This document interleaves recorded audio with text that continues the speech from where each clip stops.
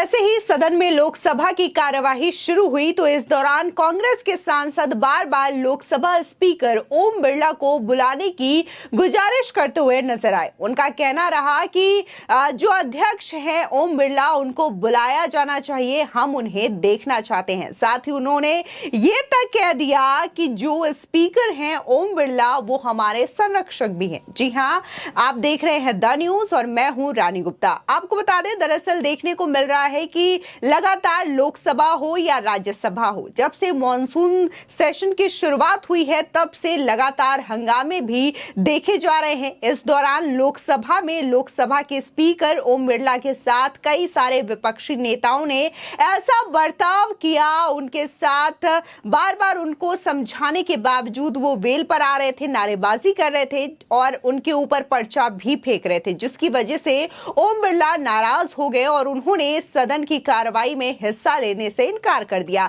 जिसके बाद न तो कल वो लोकसभा में आए और ना ही आज लोकसभा में आए। उनकी जगह पर दरअसल देखने को मिला कि राजेंद्र अग्रवाल वहां पर आए और लोकसभा की कार्रवाई जब शुरू की गई तो इस दौरान जो कांग्रेस के सांसद हैं अधीर रंजन चौधरी, उन्होंने ये कहा कि कार्रवाई को शुरू करने से पहले लोकसभा के स्पीकर को बुलाया जाना चाहिए, हम उन्हें देखना चाहते हैं, वो हमारे संरक्षक है। जिसके बाद सभापति राजेंद्र अग्रवाल ने कहा कि वो अधीर रंजन चौधरी का जो मैसेज है वो ओम बिरला तक पहुंचा देंगे। तो ये जो वाकया है वो आज लोकसभा में देखने को मिला। इसी के साथ ही आज लोकसभा में भारी हंगामे के आसार बताए जा रहे हैं, क्योंकि आज दिल्ली सेवा विधेयक को लेकर के इस पर चर्चा होगी और इसी के साथ ही इसको लेकर के वोटिंग भी की जाएगी, जिसके बाद ये बिल लोकसभा में पारित हो जाएगा। इसी के साथ ही आज डाटा प्रोटेक्शन बिल को भी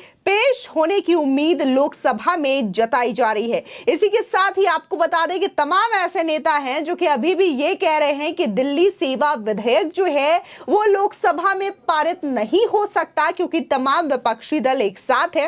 इस बीच कांग्रेस के सांसद अधीर रंजन चौधरी ने लोकसभा की कार्यवाही शुरू होने से पहले ये कहा है कि जानबूझ करके दिल्ली लोक सेवा विधेयक जो है वो लाया गया है इस पर चर्चा करने के लिए, क्योंकि हम पहले से ही प्रधानमंत्री के खिलाफ नो कॉन्फिडेंस मोशन ला रहे हैं ताकि उस पर चर्चा हो। लेकिन यहां पर तो एक के बाद एक धड़ल्ले से बिल पेश किए जा रहे हैं, उसे पारित किया जा रहा है और अब दिल्ली सेवा विधेयक जो है इस पर चर्चा करने का विचार है। लेकिन अब जो तमाम पार्टियां हैं वो इस पर चर्चा नहीं होने देंगी और हम एक साथ हैं।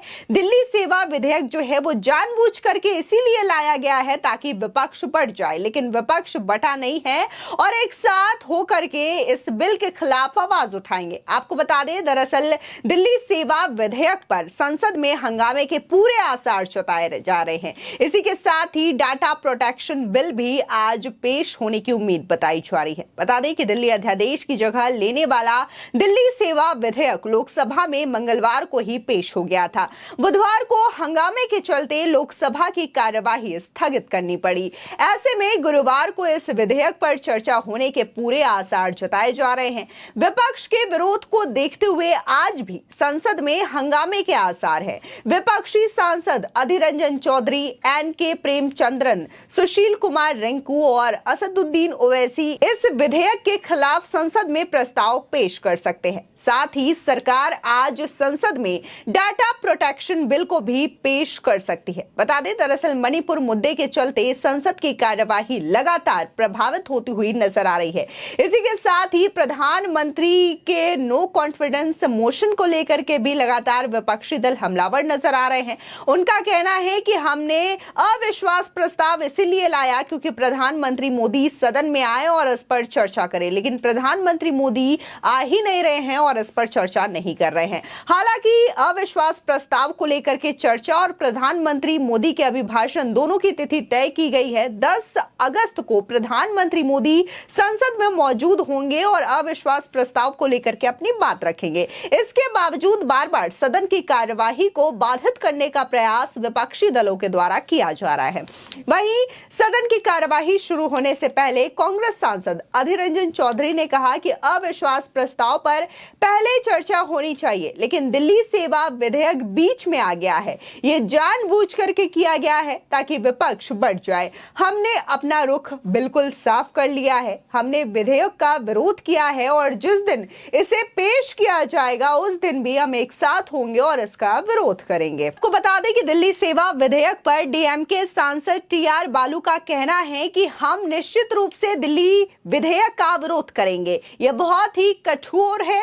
इस विधेयक का विरोध किया भी जाना चाहिए। बता दें कि तमाम विपक्षी पार्टियां 26 दल, इन्होंने एक गठबंधन बनाया है जिसका नाम इंडिया अलायंस रखा है, जिसके तमाम नेता जो है इस वक्त साथ नजर आ रहे हैं और दिल्ली संबंधी विधेयक का विरोध कर रहे हैं। इस बीच अगर कांग्रेस पर ही नजर डालें तो कांग्रेस के कई सारे ऐसे नेता हैं जो कि इसके खिलाफ नजर आ रहे हैं और जो संदीप दीक्षित है दिल्ली यूनिट के कांग्रेस नेता, उन्होंने तो ये तक कह दिया है इस बिल का समर्थन करते हुए इस बिल को पास होना चाहिए। आखिर इस बिल में गलत क्या है? तो वहीं तमाम कांग्रेस के जो नेता हैं उनका कहना है कि जब एक बार आला कमान ने फैसला ले लिया है तो इस पर सोचना क्यों, क्योंकि आला कमान ने जो फैसला लिया है वो काफी सोच समझ करके लिया होगा। यानी कि कई सारे नेता जो हैं वो अलग राय रखते हुए नजर आ रहे हैं, तो कुछ नेता ऐसे भी हैं उनका ये मानना है कि एक बार कांग्रेस आला कमान ने फैसला कर दिया है तो उसके विरोध में बोलना नहीं चाहिए। आपको बता दें, दरअसल देखने को मिला था कि 1 अगस्त को लोकसभा में गृह राज्य मंत्री नित्यानंद